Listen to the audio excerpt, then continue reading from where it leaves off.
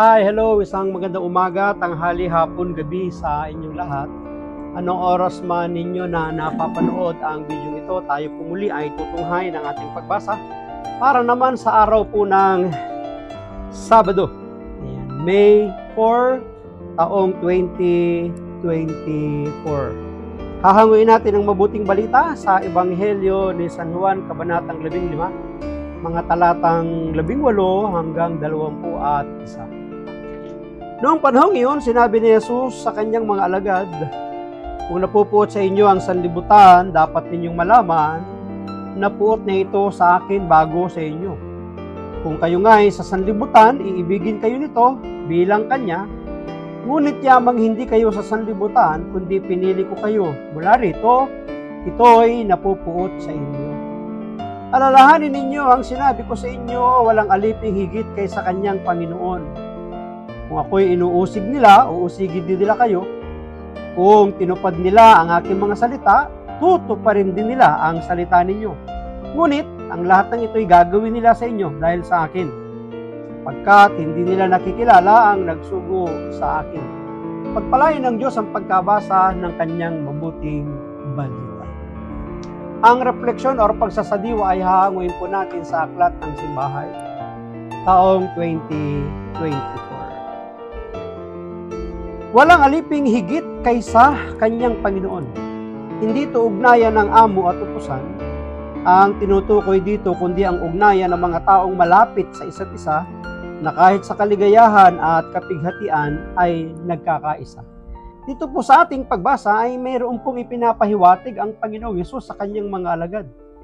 Sapagkat kung paanong tinrato ng mga tao ang Panginoon nung kanyang kapanahunan, maganda man at mabuti, ito rin yung kahihinatnan ng kanyang mga alagad. Meron ding pagtrato, pagtanggap at pagkilala sa kanila na may mabuting pagtrato at may masamang pagtrato. Dama ng isa ang nararamdaman ng isa, dama ng ina ang sakit ng anak, ganyan kalapit ang ugnayan ng dalawa. Kahit nga sa magkaibigan, di ba? Sa magkakatropa, magkakadabarkads, magkakaututang dila, minsan nararamdaman nila, nadadama nila kung ano man ang kinakaharap ng kanilang kasama, diba? Nadadama.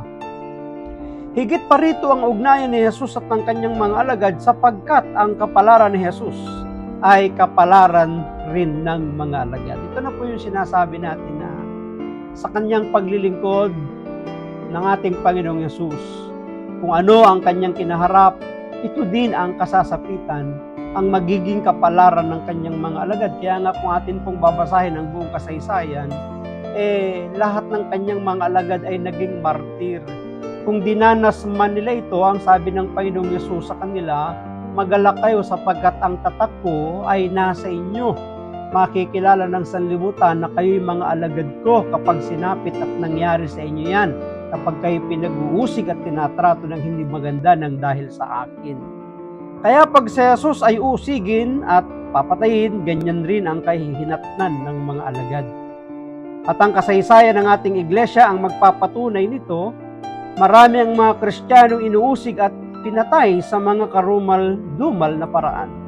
Dahil sa kanilang pananampalataya kay Jesus at sa uri ng pamumuhay na salungat sa turo ng lipunang kanilang kinalalagyan.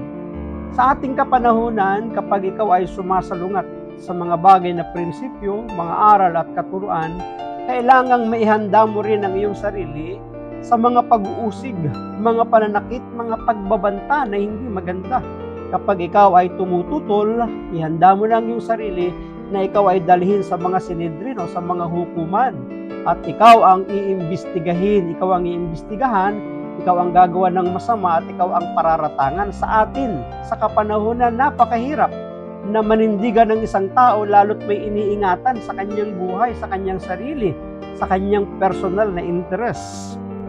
Dahil sa kanilang pananampalataya kay Jesus at sa uri ng pamumuhay na salungat sa turo ng lipunang kanilang kinalalagyan. Ngunit, hindi nila itinakwil ang kanilang pananampalataya kay Jesus, bagko sila'y naghirap gaya ng paghihirap ni Jesus. Hindi nila alintana kung ano man yung kanilang kasasakitan sapagkat alam nila na hindi mawawala ng kabuluhan ng kanilang pagbibigay ng buhay para sa Panginoon hindi mawawala ng kwenta at kabuluhan ang paglilingkod nila sa ating Panginoon. Hindi man dito sila magantimpalaan sa buhay na ito, nakatitiyak sila na sa kabilang banda, sa kabilang buhay, ay may reward, may gantimpalang buhay na walang hanggan. So, kung naghihirap ka, tayo sa buhay pananampalataya, at nakita mong may mga taong naghihirap na malapit sa Diyos, hindi natin sila dapat kaawaan, dapat magpasalamat tayo sapagkat may mga taong matatag sa kanilang buhay pananampalataya. Maraming salamat at pagpalain po tayo palagi ng ating Panginoon, ang akin lamang palaging sambit. I love you with the love of the Lord. Bye-bye and bye-bye.